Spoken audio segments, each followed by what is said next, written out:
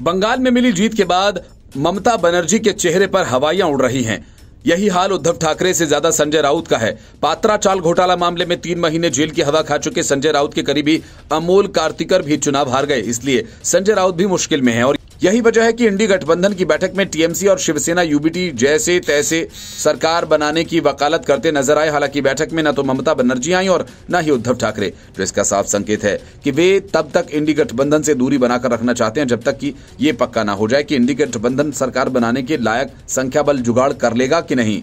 उद्धव ठाकरे और ममता बनर्जी पर जांच एजेंसीज ने सबसे ज्यादा शिकंजा कसा है। इन दोनों से मुक्त होने के लिए बेचैन हैं, इसलिए उद्धव ठाकरे जहां शिंदे गुट के सांसदों पर डोरे डाल रही हैं, तो वहीं टीएमसी की कोशिश बीजेपी सांसदों को तोड़ने की है। महज 234 सीटों पर इंडी गठबंधन सिमट गई।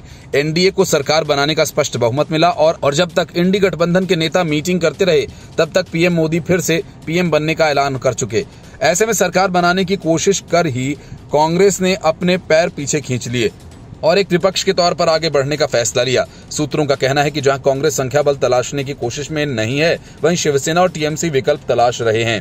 कांग्रेस अध्यक्ष मल्लिकार्जुन खड़गे के आवास पर हुई विपक्षी गठबंधन की बैठक में शामिल हुए लगभग सभी नेताओं का मानना था कि जनता का जनादेश भाजपा के खिलाफ है, लेकिन तथ्य यह है कि भाजपा सबसे बड़ी पार्टी बनकर उभरी है और एनडीए के पास संख्या है जिससे वो सरकार बना सकती है। बैठक के अंत में ज्यादातर नेताओं का विचार ये था कि इंडिया ब्लॉक को अभी इंतजार करना चाहिए। आखिर में खड़गे ने संयुक्त बयान पढ़ते हुए कहा कि हम सही वक्त पर सही फैसला लेंगे। उन्होंने कहा कि नफरत, भ्रष्टाचार और राजनीति को जनता ने करारा जवाब दिया है।